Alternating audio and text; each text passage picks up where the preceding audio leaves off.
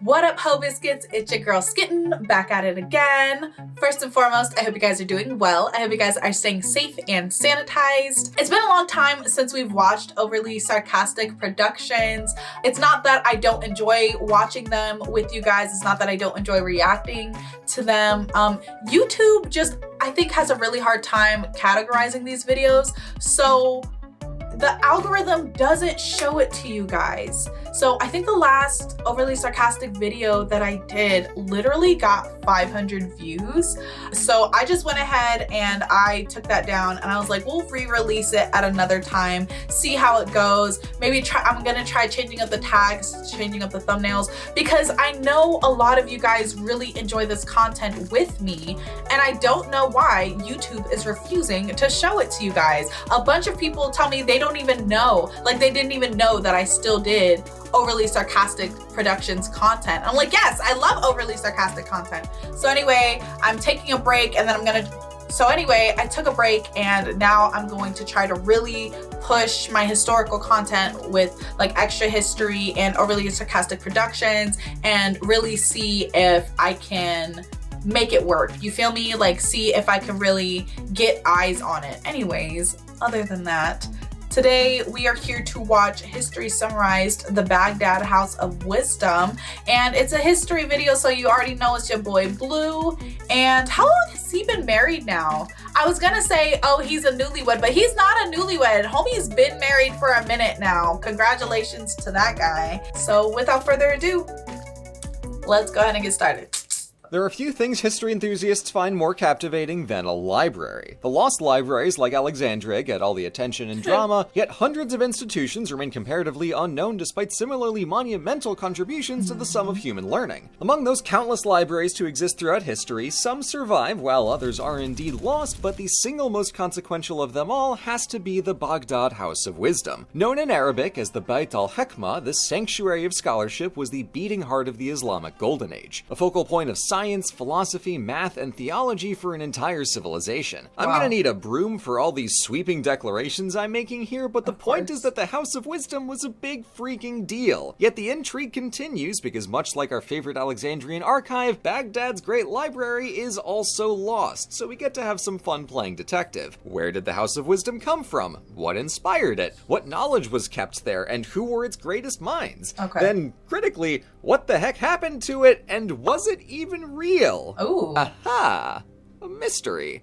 So, to understand the House of Wisdom and appreciate its legacy across the Islamic world, let's do some history. The House of Wisdom, as we understand it, came into full form around the late 700s AD, but it was not the first library in Muslim history. For context, after Islam swiftly spread out of Arabia in the mid-600s, the Umayyad dynasty was happily in charge of the largest empire yet known to history, with territory reaching from Visigothic Spain through Byzantine Egypt to Sasanian Persia. As such, two of the ancient world's most robust literary traditions fell right into the Umayyads' lap, and the natural thing to do was follow their lead and build a library for it. This wasn't a standalone institution, but rather a function of the Great Mosque in the capital city of Damascus. Much like medieval Christian monasteries were centers of scholarship, mosques were the natural venue for theological study and thus a handy place to store any books on other assorted topics. Of course, the new Muslim ruling class spoke Arabic, while the locals spoke their native Latin, Greek, Coptic, Syriac, and Persian. So collecting all their texts required translating that into Arabic. But when we're dealing with the accumulated wisdom of several civilizations, that's a lot of work to just sit down and start doing, so the Umayyads only got so far in their pursuit of knowledge. They also only got so far in their pursuit of existing, as the Umayyad dynasty was soon toppled and replaced by the Abbasids after a revolution in the year 750, or counted another way, 132 years after the Hijra in the Islamic calendar. This was no mere political switcheroo, as the transition to the new Abbasid Caliphate brought with it a huge shift in culture, away from the Mediterranean-facing Umayyad world and towards the Abbasids' eastward power base in Persia. Their new capital of Baghdad was founded a short ways up the Tigris River from the old Sasanian capital of Ctesiphon, and the city itself was built in the Persian fashion of round cities rather than the Greco-Roman grids. This all isn't to say that the Abbasid Caliphate is a secret bonus Persian empire, but that the Arab aristocracy of the Abbasid dynasty saw a lot of good ideas and talented people in the wider Islamic world, and made the conscious choice to seek out Persian influences for their new and still very malleable Muslim culture. That, of course, included Persian scholarly culture, with a tradition of grand imperial libraries and a multilingual populace, so the Abbasids were able to go all in on translations.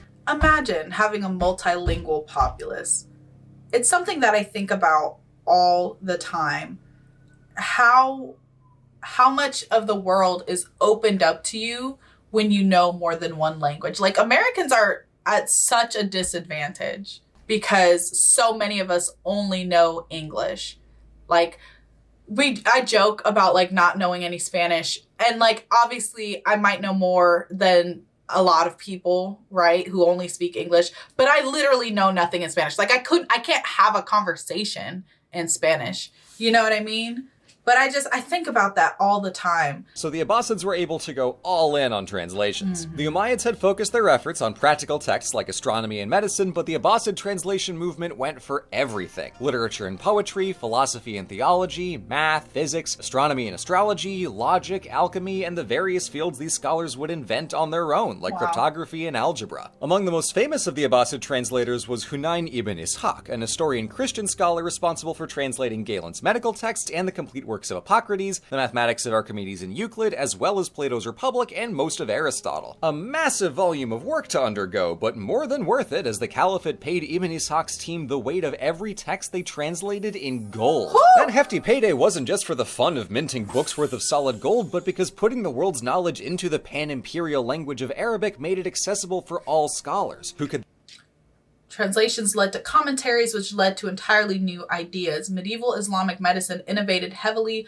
on classical sources like Galen, seen here in manuscript by Ibn Ishaq, developing the most sophisticated medical culture in the medieval world, which I feel like doesn't get touched on enough, especially when in Western history classes.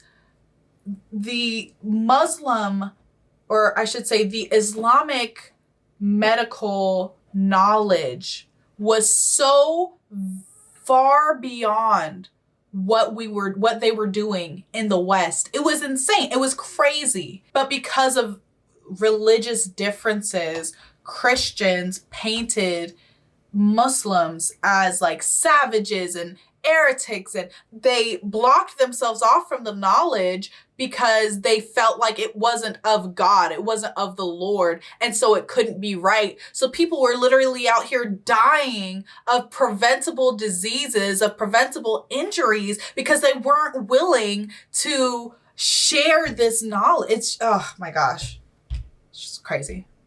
Then discuss it, comment on it, and create their own innovations on top of it. The polymath Al-Kindi translated huge volumes of Plato, Aristotle, and Plotinus, and went on to compose hundreds of original treatises on philosophy and natural science. Another scholar, Al-Khwarizmi, translated treatises on the Hindu numeral system to adapt it into the Hindu Arabic system we all use now, and also created the entire field of algebra on the side. These are just two examples of how the Abbasid translation movement served as the springboard for the ensuing golden age of medieval Muslim scholarship, speedrunning from here's our new religion to here's our world-changing cultural achievements in just over 2 centuries. A good time to be a nerd. Speaking of religion, I should specify that this all remained a fundamentally religious endeavor. Scholars saw no conflict in studying ancient philosophy or science alongside Muslim or Abrahamic theology. In the Abbasid world, theology was the study of God and his creations, so all scholarship was inherently conducted as an act of piety and worship. Exactly. God, that is so fucking cool. It is. According to legend, Caliph Al-Mamun had some doubts, but was assuaged after meeting Aristotle in a dream and hearing him say that it was all chill. Now,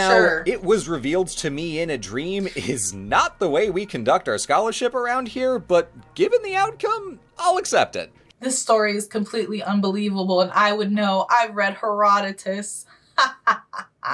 History nerd joke. Just as well, because Al-Mamun became perhaps the biggest proponent of Baghdad's intellectual advancement, sourcing texts from far and wide and even demanding yearly manuscripts from the Byzantines as the terms of a peace treaty.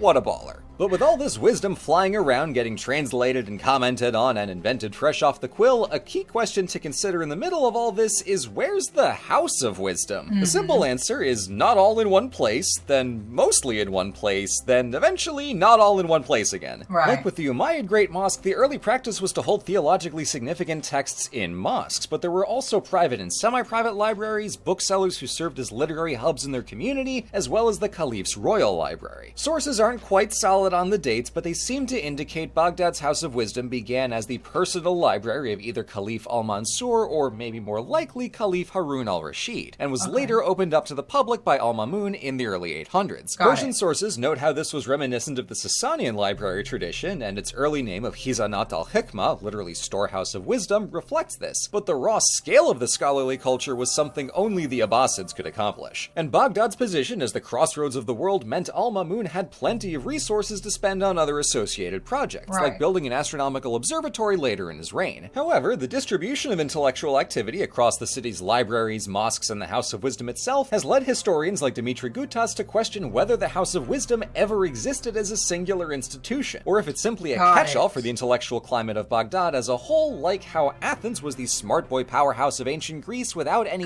singular smarty pants palace. So, is it the Baghdad House of Wisdom, or is Baghdad the House of Wisdom?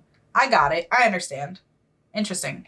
The difficulty in determining this lies in how Baghdad received the almighty Mongol smackdown of unexistification in 1258, when the city was nearly wiped off the face of the earth and every major Abbasid monument went kaplooey. If the House of Wisdom did exist, it didn't anymore, so our guesses as to what kind of space it was, or indeed if it was any one space at all, falls first on our textual sources. Thing is, barring a truly catastrophic misreading of early accounts, the evolution from royal library to public library still checks out. The dissenting theory of Dimitri Gutas argues that Persian accounts stress the similarity of the Bat al-Hikmah to Sasanian-era treasuries, therefore consider it like any other royal library. However, the highly collaborative nature of the translation movement necessitates a venue for working in teams and interacting with texts.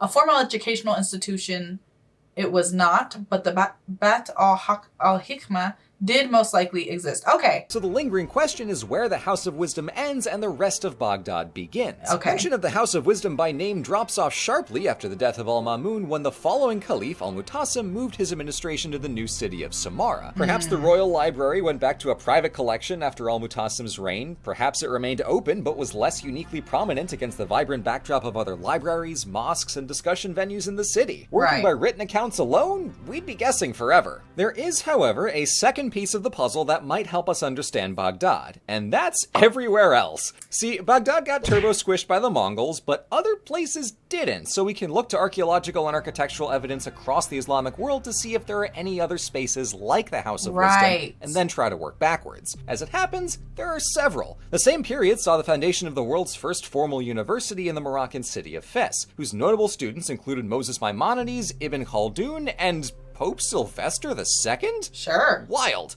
Created by the wealthy widow Fatima al-Fihri in 859, the University of Al-Qarawiyyin was a combination of a mosque and a school, named after her native city in Tunisia, which was a prominent center of Islamic scholarship in North Africa. Kairouan itself is famed for a great mosque from the early 800s. Built by the local Aghlabid dynasty, it housed books on math, astronomy, and medicine in addition to Islamic theology and law. Excitingly, it's still around, so we can see the prayer hall, courtyard, and minaret still beautifully standing today. Permit me a brief foray into the thumbtack and string zone, but I see no difficulty imagining a space like this in Baghdad deserving a name like House of Wisdom. Looking elsewhere along the Med, the great Iberian city of Cordoba boasted a grand library founded in the 800s and expanded in the 900s, and the Fatimid capital of Cairo saw Al-Azhar University plus its very own House of Wisdom open at the turn of the millennium. Perhaps the final feather in the OG House of Wisdom's cap was associating the patronage of knowledge with imperial legitimacy, making splendid centers of learning an essential feature for any aspiring Muslim state. Got it. Based as hell.